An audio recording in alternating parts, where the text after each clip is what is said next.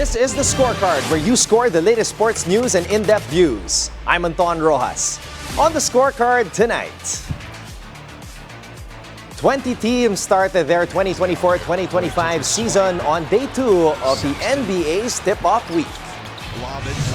2 ATP 500 tournaments are happening at the same time.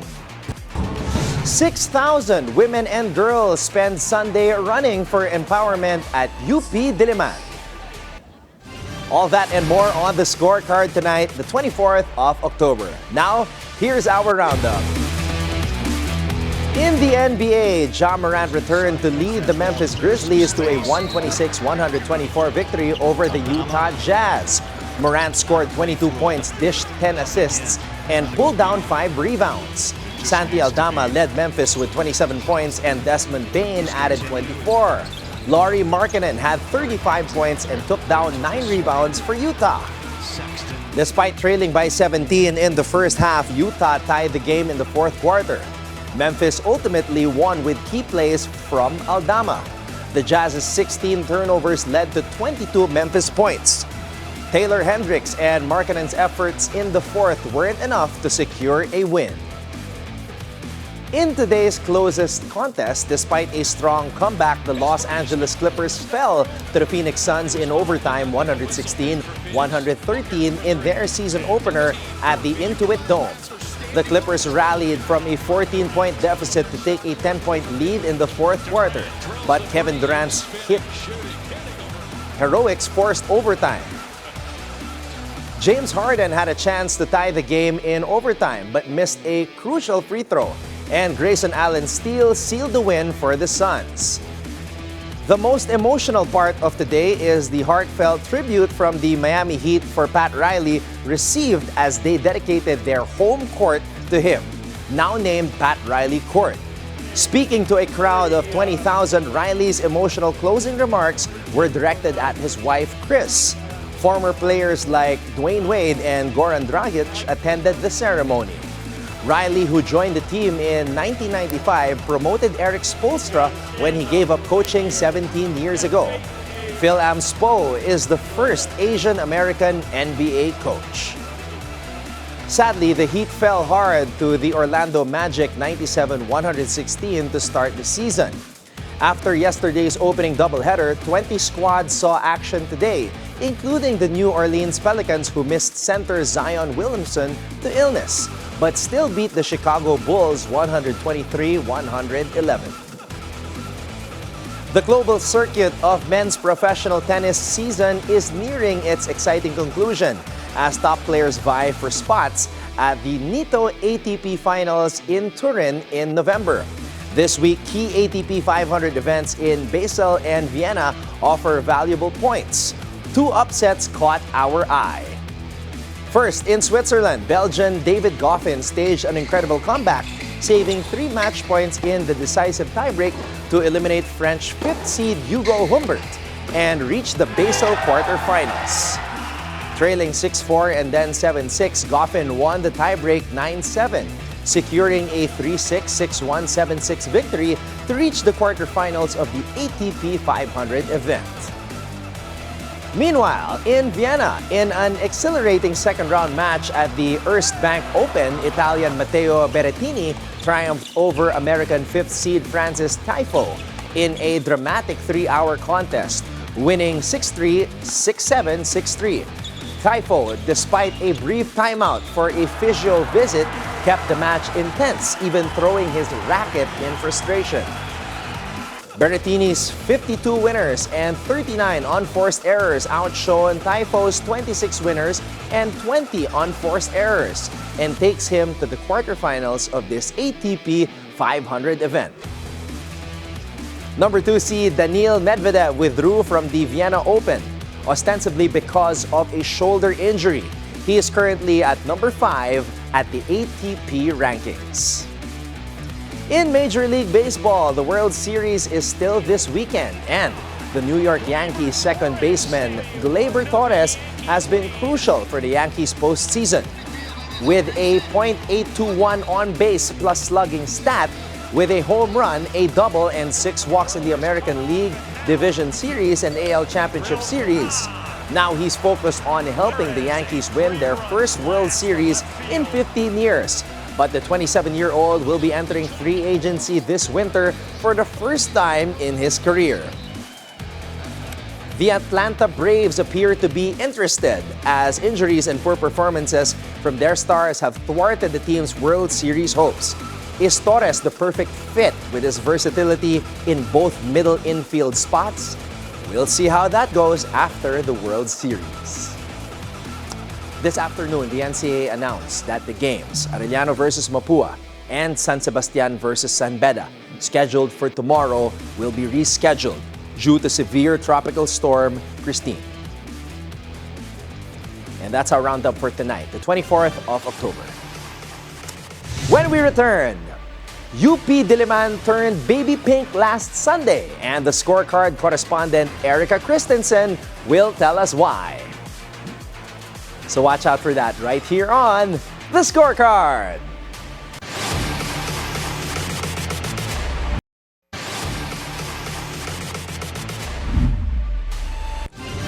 People run for various reasons: for health, for friendship, for alone time, and for empowerment. Our correspondent Erica Christensen ran with 6,000 females last Sunday at UP Diliman and filed this report.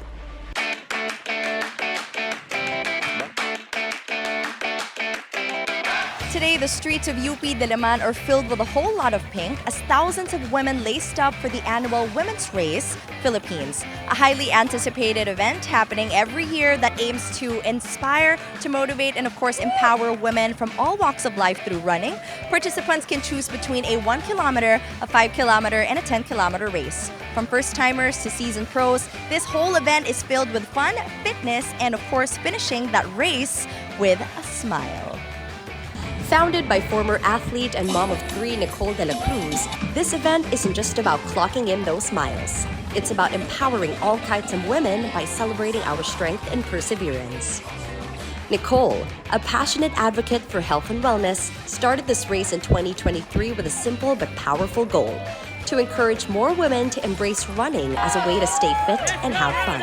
So Nicole, congratulations on another successful run of Women's Run PH. I want to ask you, what inspired you to create such an amazing and empowering event like this? So actually it all started with just knowing that we only have 70% male joining and 30% women joining. So from that registration that I saw, I thought of creating an event for women. That way we get to encourage more women to join.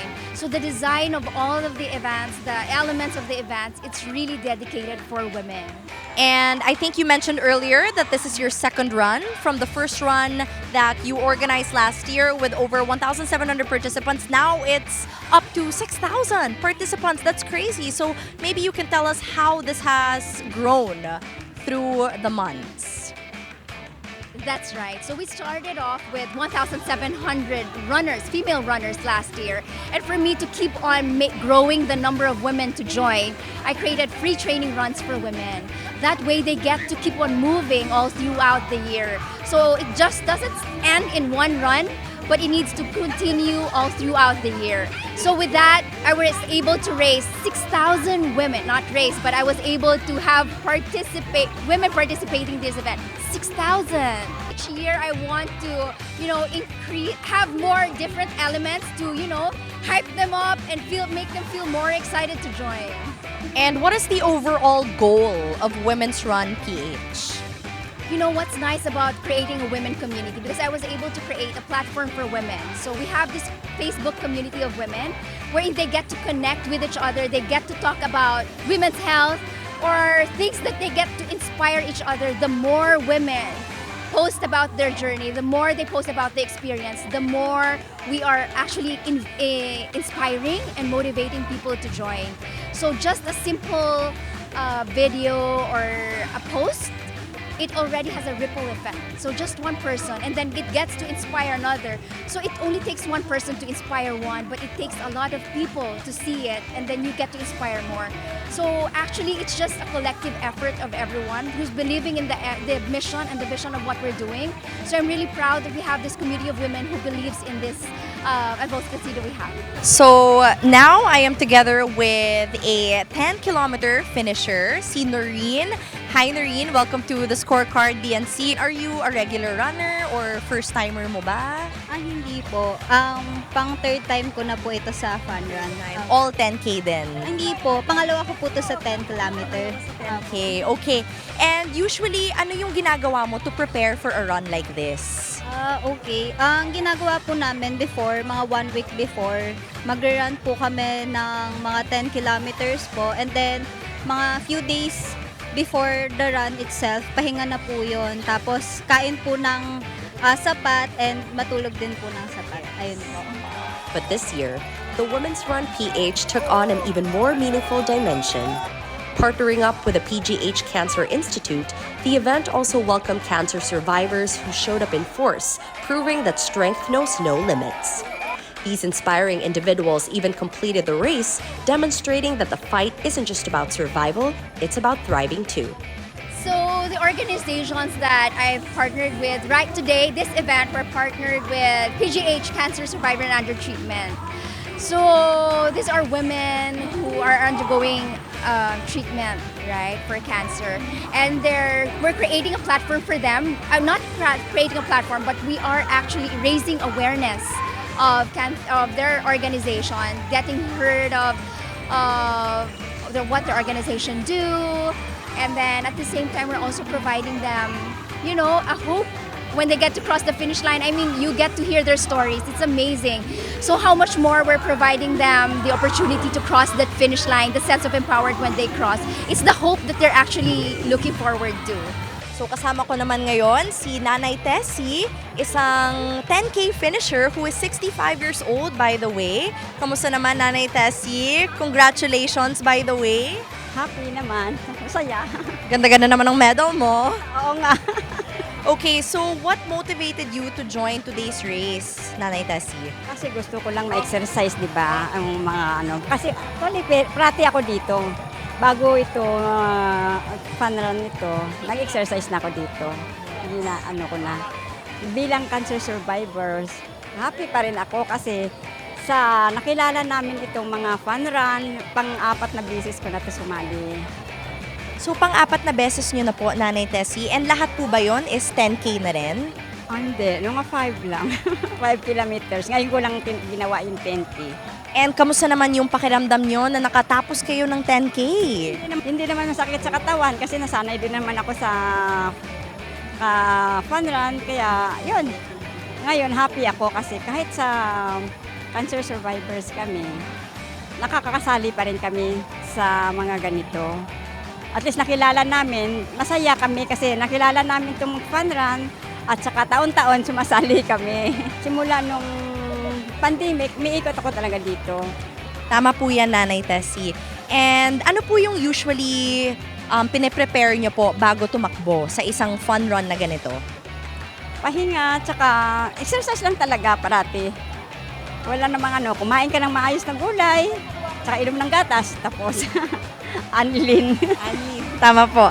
And my last question po is, Nanay Tessie, is ano po yung gagawin ninyo pang celebrate after ng 10-kilometer run? Wala kaming pang celebrate. Happy lang. Manonood ng TV ka na? Oo, manonood lang. Oo, yun lang. Panoorin namin yung show mo. As runners crossed the finish line, the smiles, cheers, and sense of accomplishment were a testament to the powerful community that Nicole has built. Through this event, she continues to prove that running is not just about physical fitness, it's about overcoming obstacles and doing it together. I want them to feel empowered, that's the first one, but they also need to know that there's no one stronger than a woman empowered. Whatever you're feeling right now, sometimes you have self-doubt, sometimes you're facing challenges and obstacles in life, but I tell you, I've been there. All you have to do is just believe in yourself, have the determination in you to achieve it, then definitely you can do it. Reporting for the Scorecard, this is Erica Christensen.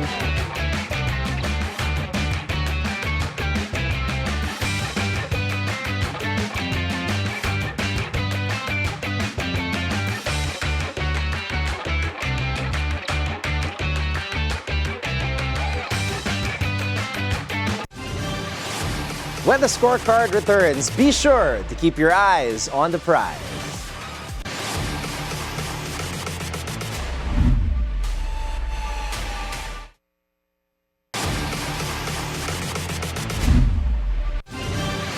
Welcome back to the scorecard. It's time to keep your eyes on the prize.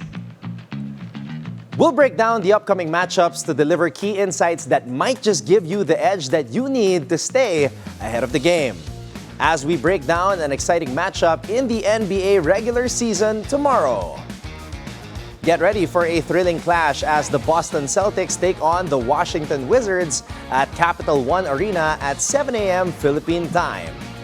The Boston Celtics are coming off a stunning victory against the New York Knicks, where they showcased their offensive prowess in a 132-109 rout. Jason Tatum was phenomenal, scoring a game-high 37 points and shooting 8 for 11 from beyond the arc. He also contributed 10 assists, demonstrating his all-around game. The Celtics' offensive strategy was clear. They maximized their three-point attempts, taking 64% of their shots from deep.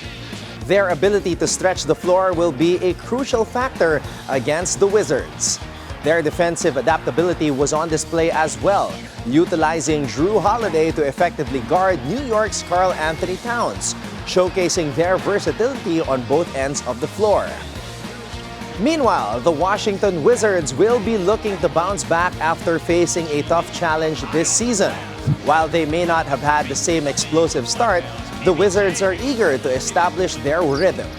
Kyle Kuzma is set to lead the Wizards, bringing his scoring ability and rebounding prowess to the forefront. His performance will be crucial if Washington hopes to keep pace with Boston's high-scoring offense. Jordan Poole, acquired in the offseason, is expected to step up as a dynamic scorer. How he performs against Boston's disciplined defense will be pivotal for the Wizards' chances. As we look ahead to this matchup, expect the Celtics to continue their aggressive three-point strategy, potentially exploiting the Wizards' defensive lapses. The Wizards will need to focus on solidifying their defense and finding ways to crash the boards, particularly against Boston's strong rebounding presence. The Celtics are favored to win by 8 to 9 points, indicating that they are significant favorites against the Wizards, who have struggled early in the season.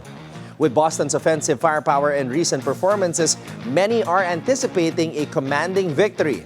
As the Celtics look to build on their dominant start and the Wizards strive for a strong showing, this game promises to be an exciting contest.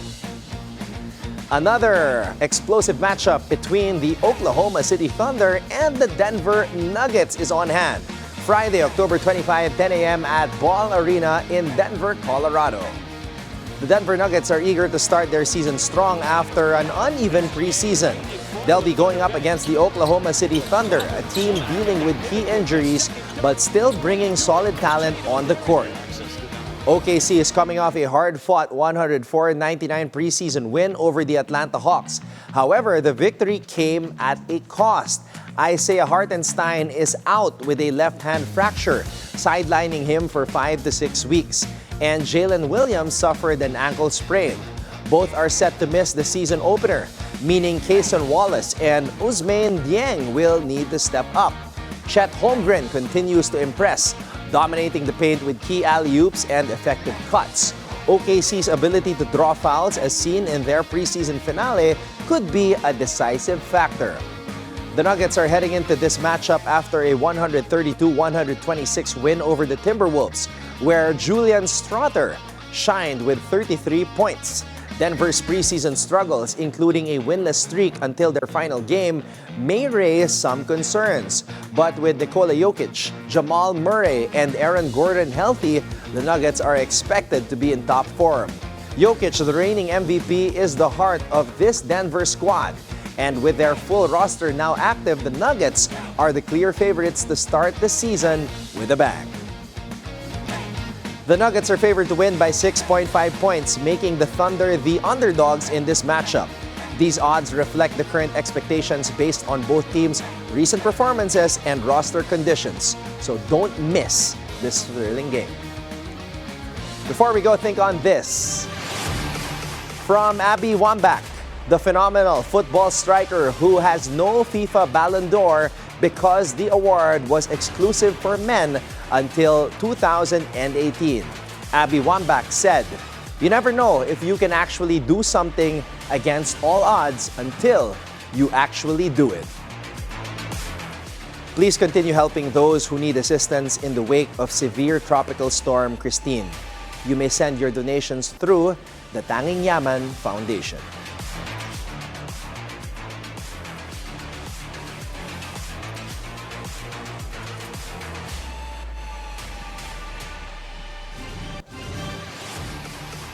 Or you can also send through the Ateneo de Nagas Agap Atenista Tabang Bicol Disaster Relief Response.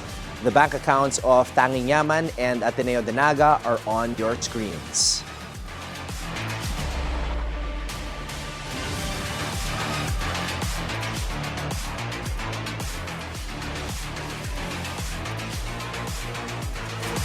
And with that, thank you for joining us tonight. We'll see you again here tomorrow on The Scorecard, where sports is our business and business is our sport, right here on the Billionaire News Channel. This has been Anton Roxas. Have a blessed evening, stay safe, and good night.